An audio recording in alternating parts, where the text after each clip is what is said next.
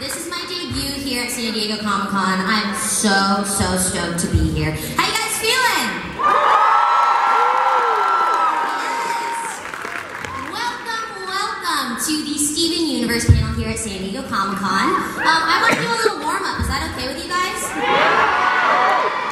All right, here we go. Let's get you guys on your feet. How about that? And then you guys can sit. We're going to be sitting for a little bit, right? Okay, great. Ready?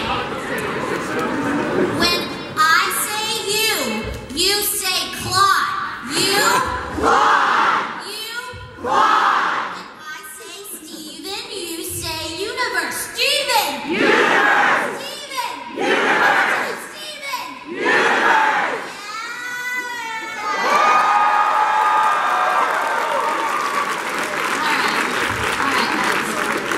Alright, if you guys don't know, my name is Shelby Rivera. Alright, without further ado, let's bring out Rebecca Sugar!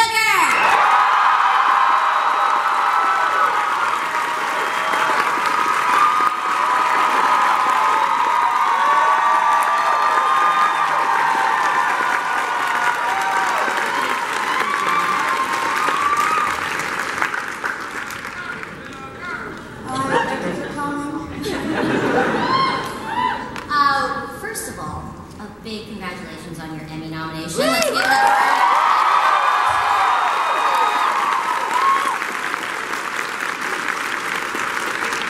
We're going to go ahead and kick off this panel with some burning questions from the fans. Yeah? So here we go.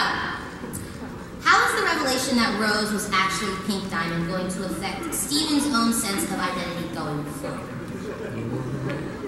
It's a heavy one. 0 to 60. Well, you know Steven, he has a habit of putting other people's feelings before his own, but this is something so immense that it's going to be pretty impossible to avoid. Steven is really, I think, was just coming to terms with and getting past a lot of people confusing him for Rose Quartz. So this is throwing him right back into an even deeper deep end than he's ever been in before.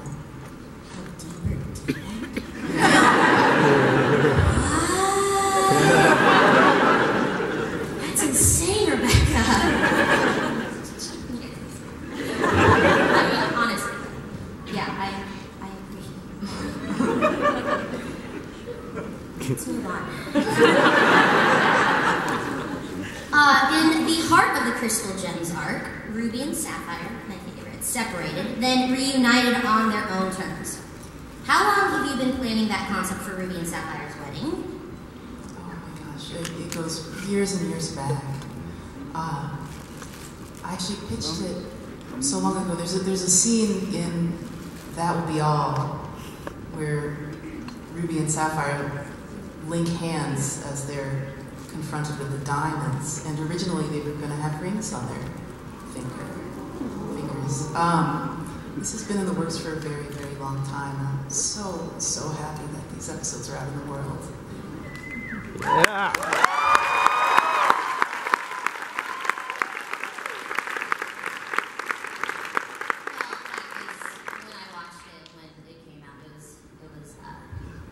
One of the first times I've ever seen that sort of connection between, you know, on a cartoon. So it was awesome. It was just,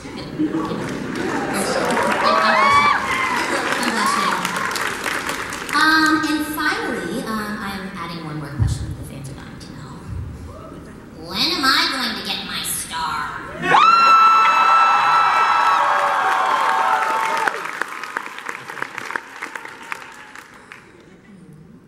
That's really up to you as you I don't know reinvent about yourself. I'll have to talk to Peridot about that one. Because she's real busy. Alright, should we bring out the rest of the cast? The voice of Steven Universe, here is Zach Callison. Looking all fly. The voice of Amethyst, Michaela Deeds.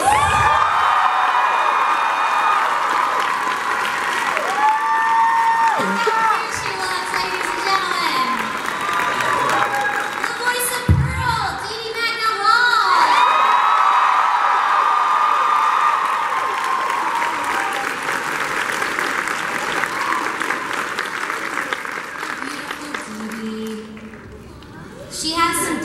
moves, you guys. I mean, everybody up on this panel has dance moves. I don't think we're going to show them to you right now, but... I was not informed of this. And why not? We have so much fun as a cast, whether it's recording or doing events for Cartoon Network. You know, we did a couple things this past year, such as an event at Universal City Walk at Voodoo Donuts. Yeah, Voodoo Donuts, has anybody been to Voodoo Donuts? Yes. The donuts are as big as my head. Probably With a bigger. giant Steven Star slapped across the front. Yes. What other things have we done this I past year? heard there was a cookie cat truck. Oh, yes. It's a pet for your tummy. It's super duper. Sorry, I just do it again, Zach. Do it again. He left his family behind. It was really hot that day, wasn't it? In It Burbank? was so mad hot. It was. Dudes, you're so now, so modern, so hip. Well, you know, these days, I'm feeling like, you know.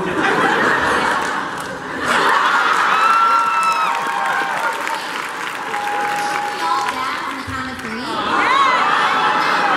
Let's watch. There was a very mixed reaction. I'll count you guys in. Ready? We're gonna dab on Do the we count have of to 3. go a certain direction or just go? Let's go for it. Look, Rebecca and I are just gonna judge you guys on how Oh, good you dab. okay. Ready? I should stretch out. I'm gonna give you a 3 count. Ready? 3, 2, 1, dab.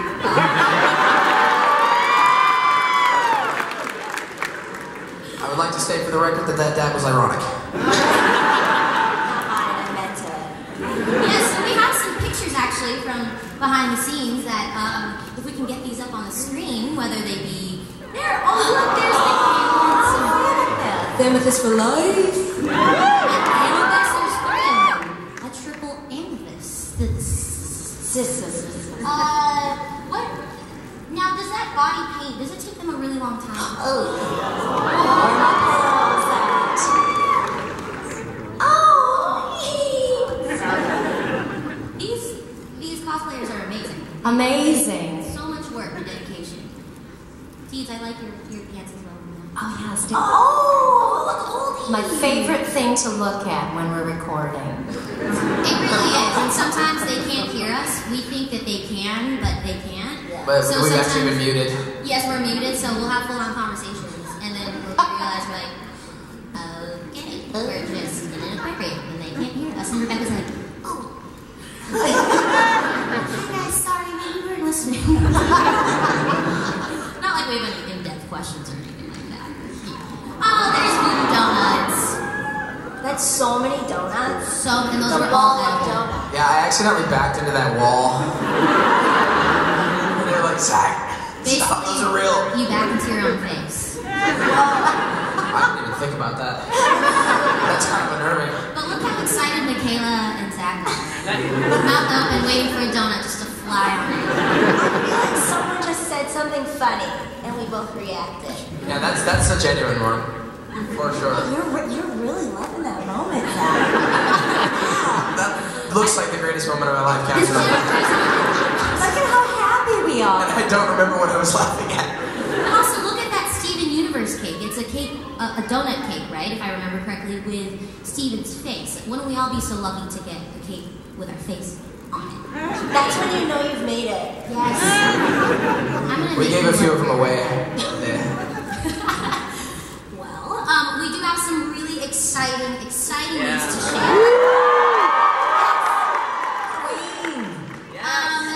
We have a DVD coming out, the Steven Universe, The Heart of the Crystal Gems DVD containing all 5 episodes, one of which is extended, which will be available on August 14th. Yes. And also the Steven Universe Tap Together mobile game is coming soon as well. It's an idle RPG featuring all of your favorite Steven Universe characters, and it's available August 2nd. So many things. Whose birthday's in August? Birthday present. So Rebecca, what else can you tell us about the future of Steven Universe or anything awesome for these amazing fans that waited in line to come see us here in San Diego Comic-Con 2018? I feel like almost anything I would say would be a spoiler. So, instead, I would really love to watch the whole next episode with all of you.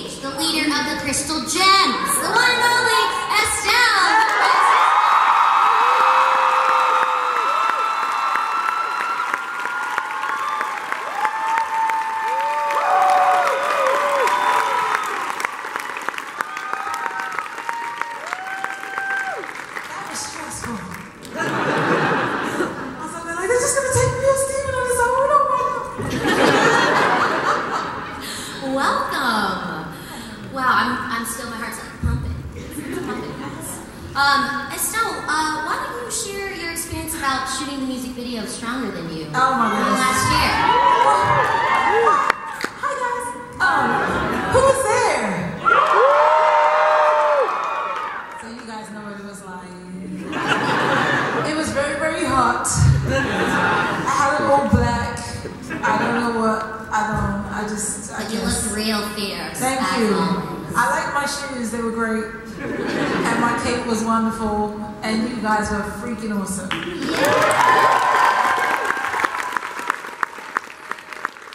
Well, should we open up the floor for some questions? Q&A time? Yeah? All right. Let us take the first question. Hi, Rebecca. So recently in an interview, you came out as like a non-binary woman. First of all, what exactly does that mean? And second of all, what are your pronouns? I like both she, her, and they, them. I am fine with being perceived as a woman, but it's not something I really identify with internally, which is why I've been hesitant to talk about it. But I think that the characters in the show have been a really wonderful way to express myself, because I think, like many of the gems, they don't mind being seen as women, and it's sort of part of their experience, but it's not something they really think about themselves. That's very much how I feel. Thank you.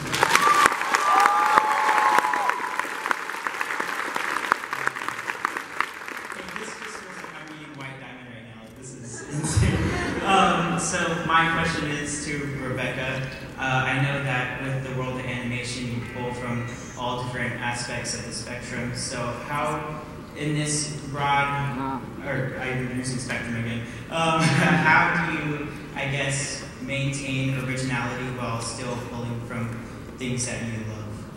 I love to pull from a very wide net of things. I think that's really inspiring, just opening yourself up to as many influences as possible and taking your favorite bits of each. White, for example, is very inspired by the drawings of Nell Brinkley. If you've ever seen Nell Brinkley's drawings, an illustrator from the early 1900s.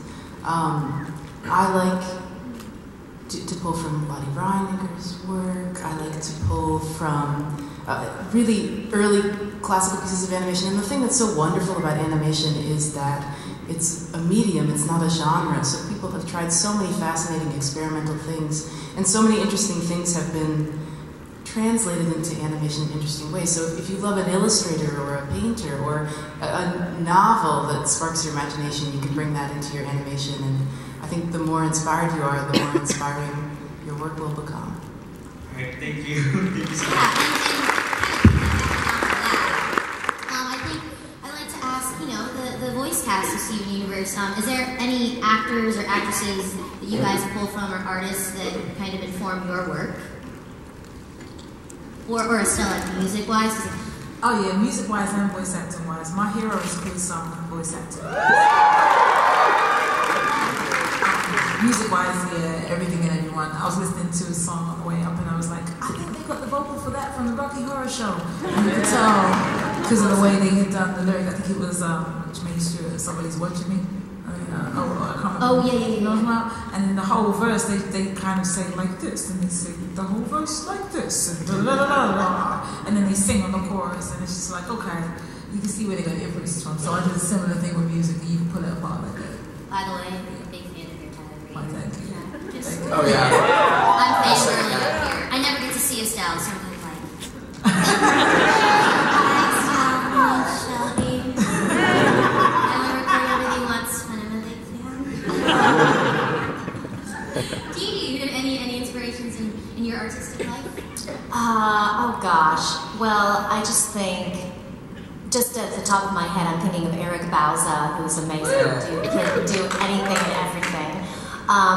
But when we were trying to come up with Blue and Yellow Pearl, we pulled from like, I think for Blue it was like Marilyn Monroe, Betty Boop, A little Ellen Green. a little okay, yes. Yeah. And like Yellow Pearl was like a telephone operator sound, Right. Yeah. So very specific, conversation about what you have, your vision of what she sounds like, but yeah. Oh, me? Oh, man. I'm trying to think, like, specific to Amethyst. Sometimes I try to channel, like, a little bit of Rebel Wilson. Sassy, yeah, so. As a voice actor, not necessarily like for Steven, but just to watch them work.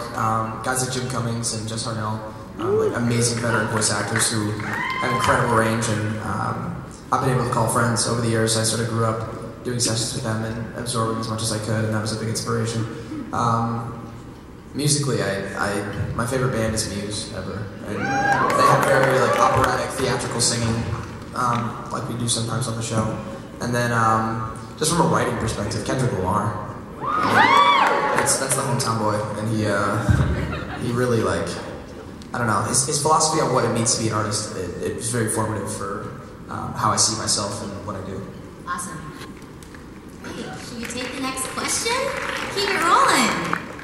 Rebecca, I wanted to thank you for bringing a show like this so that kids can be more accepting of different kids with different abilities. And I just wanted to let you know.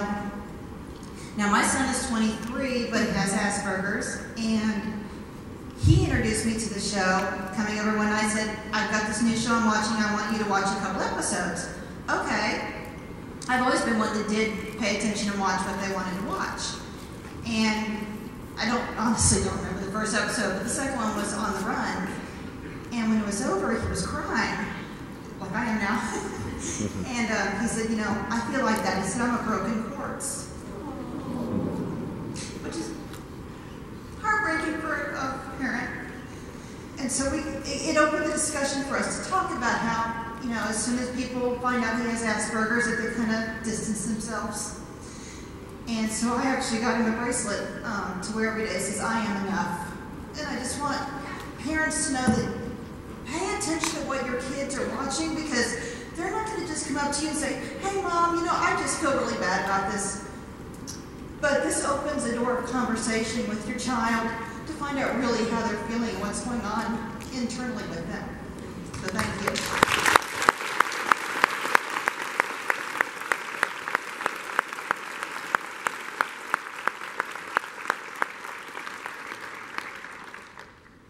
Before I start, I'd like to congratulate on your Emmy-nominated film, Jungle Book. And with that said, what's the inspiration on the world environment in Jungle Book? Oh my gosh. I wish my entire background department were here to speak to that.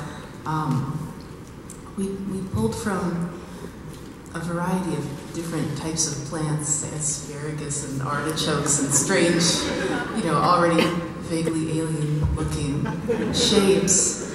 It was really exciting to suddenly get to make an environment that was completely otherworldly. So we were really jumping at it. But the credit goes to my incredible background team. It's so inventive and beautiful. And the color team as well just brought everything to life. Thank you for noticing. And I gotta say, when I saw one scene, I thought to myself, if this was a video game right now, you would probably be No Man's Skies. Because that one shot reminded me of No Man's Skies. Thank you so much. And big shout out to Steven Krooniverse. We have some of the Krooniverse here watching. I think in the crowd. Big shout out to you guys. Our show wouldn't be what it is if it wasn't for this huge collaborative, team that we have and as voice artists. We just hope to do our best work to make your guys' vision come true. So on behalf of all of us, we want to thank the Krooniverse out there. I always try to, thank them when I can on a public stage, so. All right, next question. My question is, will there ever be a dance party episode? There better be. Please keep watching. We have dance parties in the booth all the time. That's true. I don't know if you guys know that Shelby is an incredible dancer. The tap dancing in Mr. Greg was choreographed by Shelby.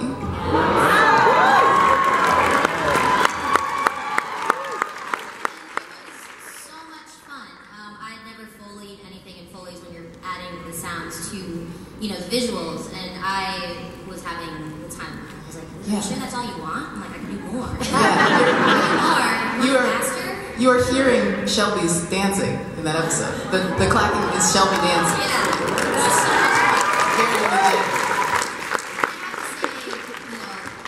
Rebecca was very specific. She's like, I want to see what it looks like. So I put myself on, I did a little selfie video session, and I created the choreography, and then I did it. And then when I saw it in the episode, I was amazed. I'm like, they got everything right. Like, every single tap is to exactly my tap sounds. It was awesome. Well, Joe Johnston poured over your footage and did a beautiful job animating your dance. Go, Joe. Awesome. Go, Joe. Let's take the next question. Hello.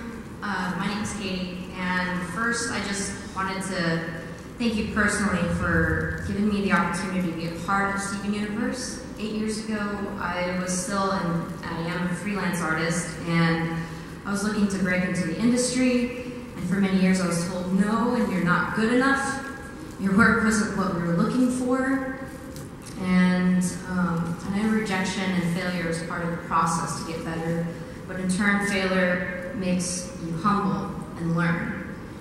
And I was given the opportunity to draw this variant cover and the short story inside the comic. And it was the first time that I felt like I was taken seriously and accepted as a female artist. Sorry, I'm trying not to cry here. It's special right now. Good. You got this. Thank you. I thought for sure that this would be the only thing, but the following year, I was able to have the opportunity to pencil and line the entire issue for 13 of the series.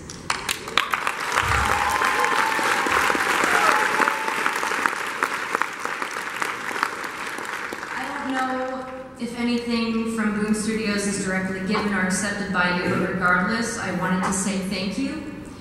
And from all the discouraging times where I thought I would give up, I think I was useless and not good enough.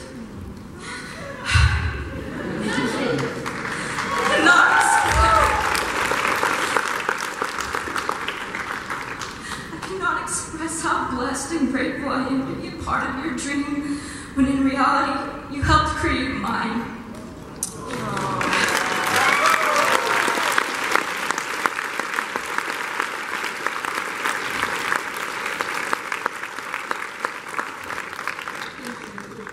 I do have a question though. How do you approach two characters meeting for the first time?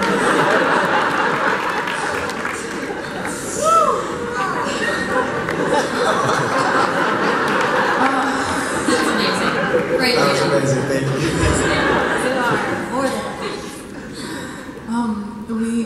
We really try to think of how different personality types play off of each other. We try to really base our characters off of reality, real things we know about ourselves and our friends. So when there's friction or an instant relationship, we always try to have it come from some sort of truth. So in a lot of ways, it almost feels like the characters write themselves when they get together, because we try to give them such strong personalities that it's so fun, especially working with fusions on the show, because we get to manifest that relationship into a character. So there's a lot of discussion about that. Thank you so much for what you said. Thank you. Thank you. How do you figure out the gem placement on a character? And does it affect its personality? Yes, absolutely. It's a discussion. Sometimes it's just something that would look fun, like Aquamarine's tear. But that has a lot of thought behind it too. Anyway, everything is very overthought, I promise. I think generally we think about sort of if a gem is cerebral, if a gem is sort of brave and impulsive, the chest feels right, or sort of sensitive and intuitive, the belly feels right. I think of the back as being a sign of sort of vulnerability, because you, other people have access to you, but you kind of don't have access to yourself. I think back gem placement is really interesting.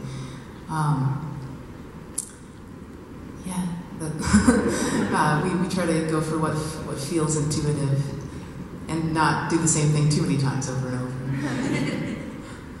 What if we came into every single recording session and actually wore our gem where it was? Should we do it? I'm gonna need a lot of glue. I'm into it. I would do that. Yes. Midriffs we can dig up for you, Zach. I did wear a crop top for a sketch a while back. We're doing that up. And it is pink too. Bring it back, Zach. Bring it back. Bring it back. Bring it back. Hashtag crop top Zach. Make it last. The world is ready for it. It's time. All right, next question. Thank you so much. I didn't know that, by the way. That's really interesting. Yeah. Alright, so, as someone who identifies as non-binary like you, Rebecca, and underneath all of this cosplay anyway, and my girlfriend and I remind me so much of Ruby and Sapphire's just beautiful relationship. Will we ever see Ruby and Sapphire outside of Garnet now that Garnet's married? Well, that's a great question. I don't want to give things away, I suppose, but I think one of the things I was learning about while I was writing that arc is this idea of differentiation, that two people could be together but be very solid in themselves and be different from each other, so that that attachment isn't a problem but a choice. I think that because of their new, more differentiated states, it'll be easier for them to be apart and be together, but it'll always be a choice that they make together.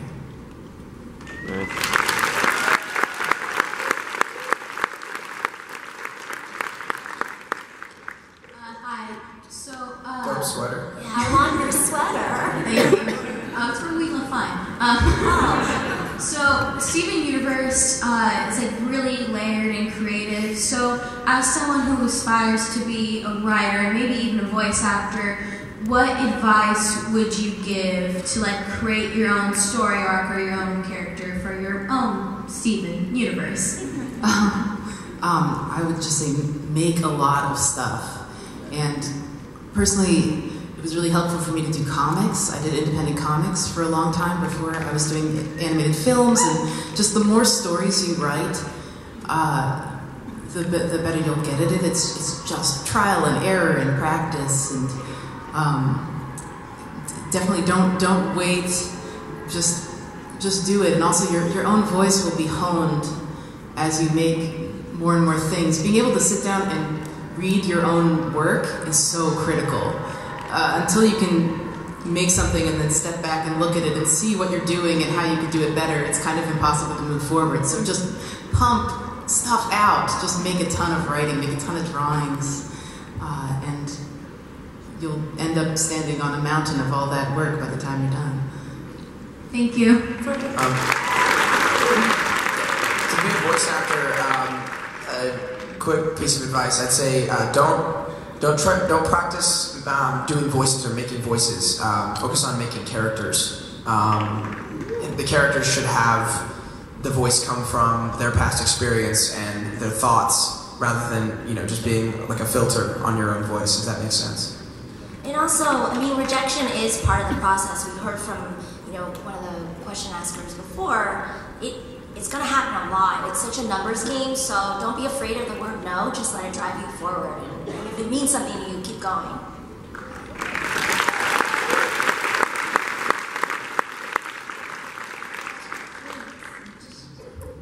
Hashtag dreams, Michaela.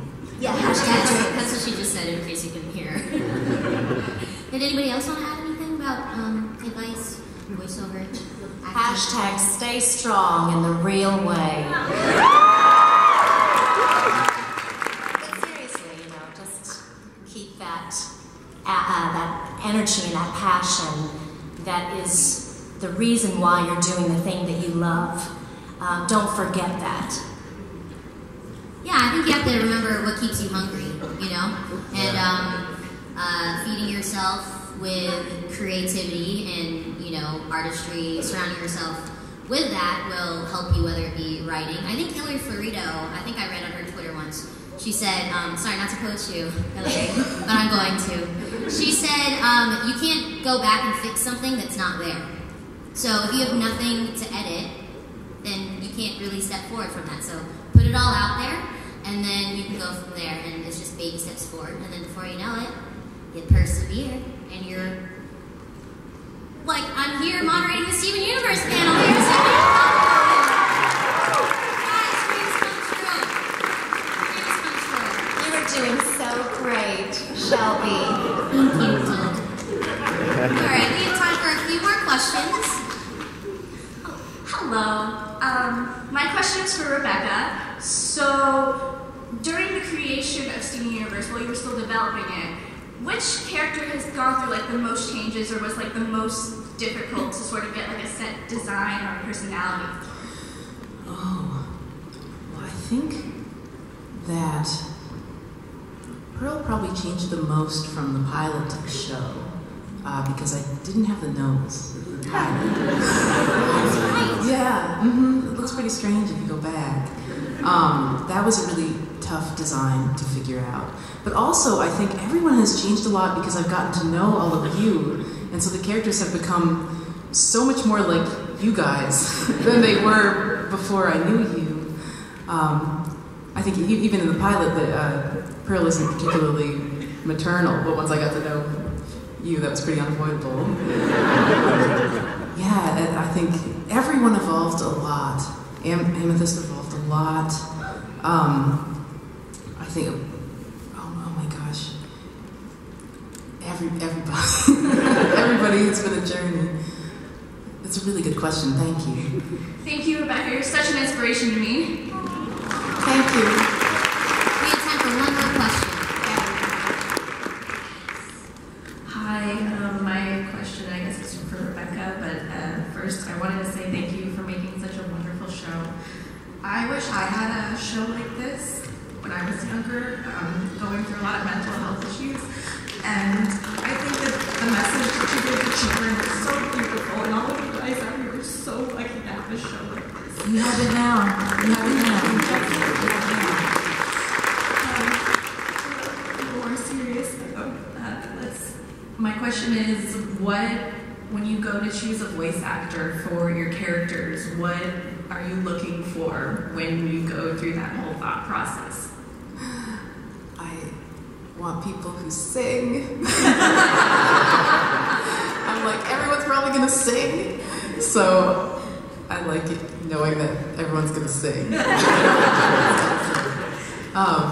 That's a big one. I think also, like, we'll tend to listen to voice, like, just put the drawing up and then listen, and it's really just like that moment where it's like, oh yeah, this sounds like the drawing looks. That's the key for me. Sometimes we'll create a character around a voice that we're dreaming of, and sometimes it'll click into place later. It's been so interesting. There was a time where Shelby was almost Garnet. If you can imagine. Wait, is you ready for Garnet? Yeah, Shelby read for Garnet. I read for a bunch of, I think I read for everybody, actually, for the pilot. For Steven? Yeah. I'm like, you want me to be Steven? All right, here we go. But there was like a moment where everyone could, like, once I heard Estelle, I was like, it's done. This is perfect. But I still loved your voice. Charlene, who's Ruby, I first heard as Stevani. Jennifer, who's Lapis, was almost Amethyst. I think at a certain point I had this sort of bank of voices from other parts where I'd be like, I just love this voice, and then it would click into place later. Anyway, thank you. That's such a wonderful question. Thank you.